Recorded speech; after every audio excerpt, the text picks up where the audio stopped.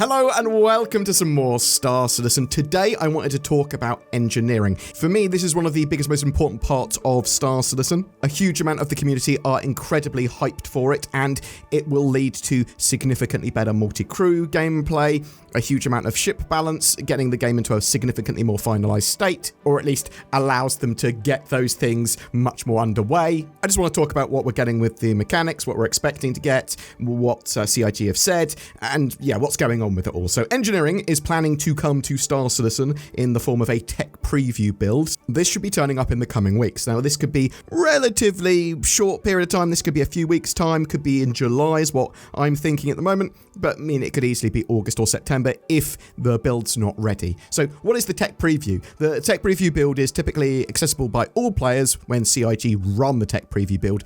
It kind of acts like a PTU build, but mirrors the current live build with a focused feature being added, in this case, engineering. So you go, whatever build we currently have of like 4.2.1, let's add engineering to it and just engineering to it, and make it available to people that want to play tech preview build. It's not on the live servers. And then they test it, give feedback and bug reports, all that sort of stuff, try to refine it, and it could then go to live. It could be literally merged into the live build of the game, or it could go back for more and more updates, or it could, go back to the tech preview, whatever. So we don't know the length of the tech preview cycle for engineering. It could be days, weeks, or months, but CIG are keen to get it in sooner rather than later, but it is going to be dependent on the feedback and how good the mechanic is. Let's talk about engineering. Well, let's deem it 1.0 in testing, because they have previously tested engineering in Star Citizen in Arena Commander and had wanted to get it into our hands, actually, in a sort of live form in Alpha 4.0, I believe. They wanted to give us meaningful multi-crew gameplay, making use of the resource network, which is the circuitry of ships where all components are connected and communicate with each other. That replaced the old pipe system, but components will sort of make use of resources that move through the network, and be it sort of power, fuel, data. These connections can become interrupted. You will be able to do some management of those systems and see what is damaged and see where power is being blocked or where a fuse is blown or whatever via the engineering console, which will give you a nice 3D map of the ship and you can see what's going on there. You can lose power in an area or system if it becomes too damaged or whatever, and you'll have to repair it or replace it or reroute power around it. Fuses and relays can also get damaged and need replacing, and you'll repair components with like a multi-tool or a repair tool, that sort of stuff. That was kind of engineering 1.0, and there is a bit more to it, but I want to kind of talk about the updates and evolutions that's gone through and what CIG are saying is coming next with the updated version of engineering, which I'm going to call engineering 2.0. Why not? That's what I'm calling it. Let's talk about the expectations for this. CIG have basically said there's going to be a massive rebalance for ships, weapons, and components, but that makes sense because it's a big change to what is there. You're going to have engineering consoles. You're going to have these interactable consoles and engineering UIs that allow you to do a level of power control, see power states, allow you to allocate and reroute power.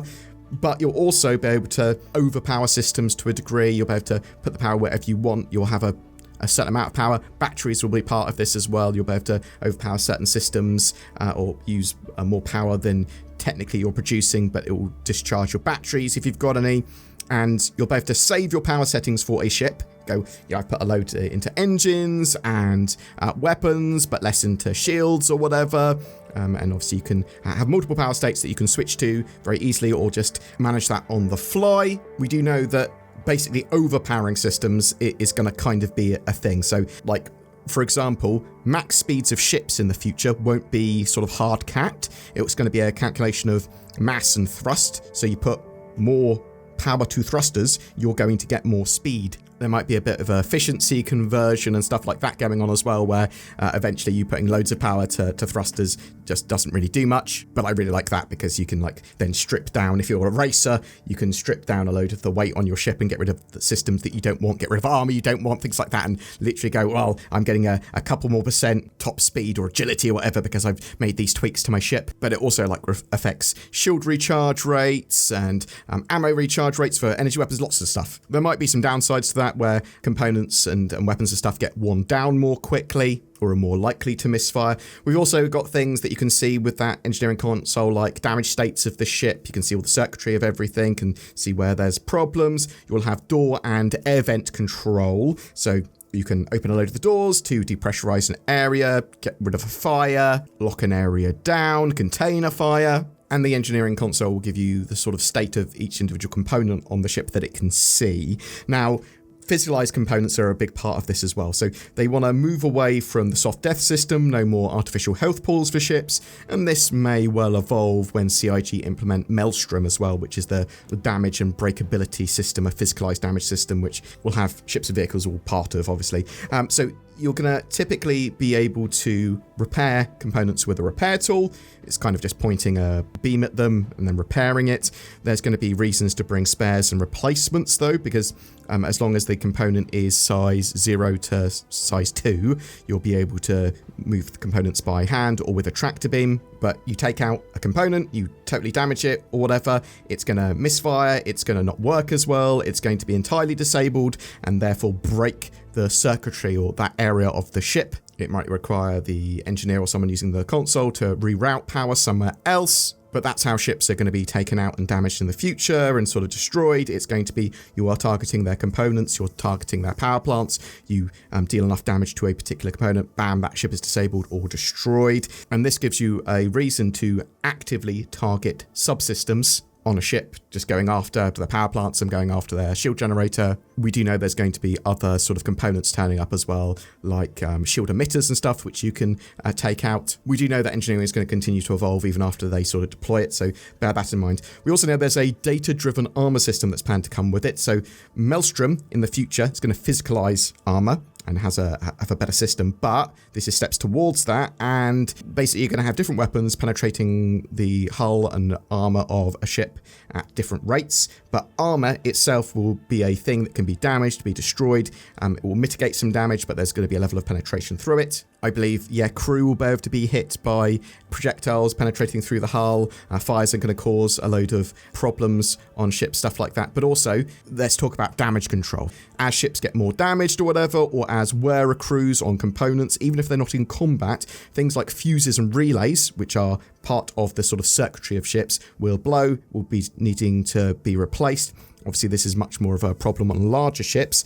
Small ships, single-seater fighters, probably don't have anything they need to worry about so much. There's still circuitry going on, but you don't have to worry so much about relays and fuses. But ships with an interior, you're going to have to replace some of these and go around and repair them. You'll be able to see the state of damage on the engineering consoles. But damaged components can cause issues like fires. They can misfire, they can take more damage when they misfire, they can temporarily not work, they can partially work, but also at a high level of damage, there might be a critical explosion, or an overload. So typically, a power plant might go critical. You have time to go and repair it or disconnect it and chuck it out the airlock before it explodes, or you can abandon ship. Fire is another big problem. Fires will spread, they consume oxygen, they raise heat, they damage systems. Some weapons have more of a chance of causing a fire as well.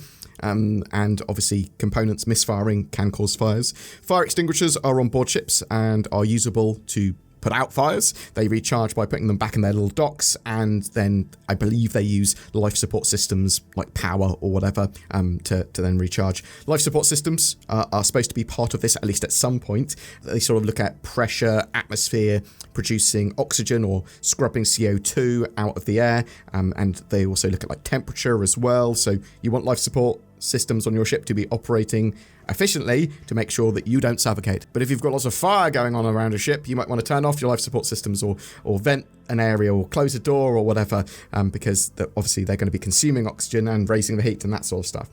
Charge and drain. This is another thing that CIG have been working on with like improved distortion and EMP damage and that sort of stuff.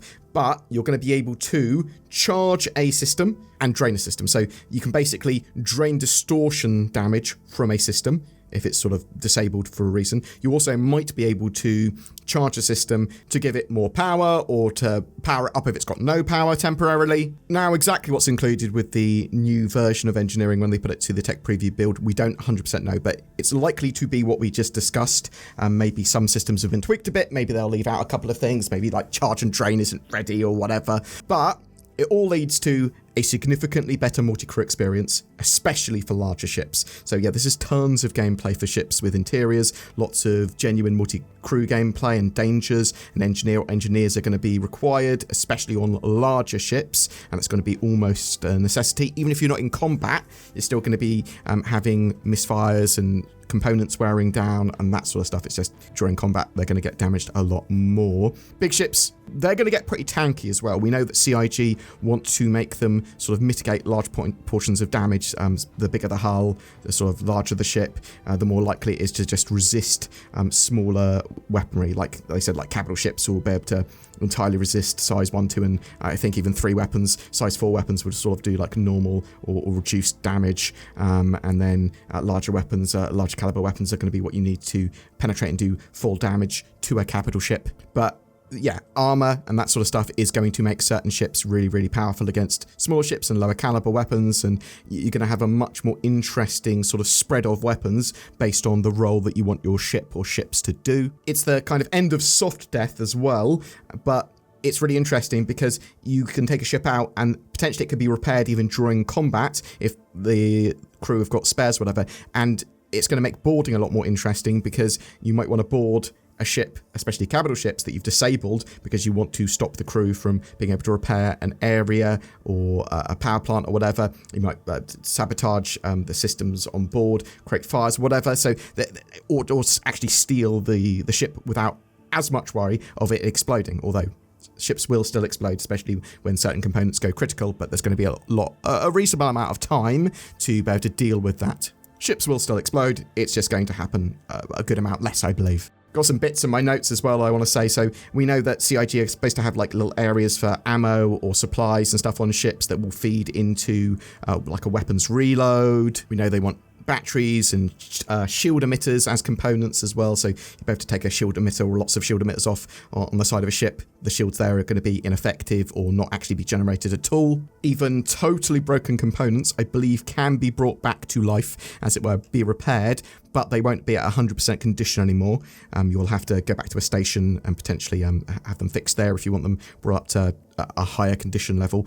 I'm actually against totally broken components being able to be repaired. I think there needs to be a state of mostly broken and it can be repaired, but also something that is just entirely wrecked, which just is scrap. I think one of the super exciting things for me is that this will affect the way people play the game and how they play the game. Engineering is very exciting for me, and it allows you to have better balance for ships, better combat balance for ships, and for them to move towards the final intentions for all of those things. Components and weapons are going to have a huge amount more varieties and differences again, because it makes sense for them to be able to have a load of variances and differences again. And that, for me, loading out ships, outfitting ships, is something I used to do in E for hours and hours and hours, and I love doing that. And you need that variance, you need that sort of the differences in those things, and a system that supports that, which engineering and the circuitry of ships and all that sort of jazz kind of is. Anyway, I am rambling. Very excited for engineering. Hopefully it's coming in July, at least the sort of new tech preview version of it. I would love to hear from you what you're expecting to see with engineering 2.0. Are you expecting it to be great? Do you think it's going to have to go back to the drawing board a few times? Do you think it might actually get merged into 4.2.1 or 4.3? Is there anything that I missed from my expectations that you're like, oh, I thought engineering is going to have this or this at this stage? Do you think a certain feature is not going to make this new build of it and they'll like add it later, like life support or something like that? Because that makes sense, right? Maybe they'll have a basic version of life support here, but not a full-on version. We do know there's things like gravity generators that they want to have on ships, and will engineering 2.0 make use of that, or will it just be ready for that when they bring it in the future? Whatever your thoughts or questions, tell me in the comments below. Something else you should do in the comments below, well, maybe not in the comments, but go down below to look at the NordVPN links. Click that for some better security, privacy, and accessibility of the interwebs. Oh, I love NordVPN. Thanks very much for being good old pal, or a virtual private network, which is actually what it is. Like using your eyes for games? Me too. And that's why I've got a Tobii eye tracker. Tobii eye trackers are on sale at the moment. They give you some cool head and eye tracking in Star Citizen, which is natively supported, but it's also supported in some other games as well. Check it out. Every month, we give away a Star Citizen ship and game package. We're giving away an Anvil Asgard this month, as well as a Tumbril Nova to go in it. This new heavy dropship's going to be great for getting your Nova tank to the ground. Just comment on any of our videos made during June to be in for a chance of winning. A random comment from June from a random video from June is chosen to be the winner for that. That ship package was given to us by CIG. Thank you very much for that. And if you would like to further support the channel, you can become a patron member, you can use the join button under my videos, you can use any of the affiliate links below my videos as well. Channel members that have used that join button and Patreon members get the same rewards. I really do appreciate people that have gone the extra mile, but you can also just like, share, subscribe, comment on these videos. It does really help. Thank you so much. I hope you have a great June. Please check out the rest of the videos on the channel as well.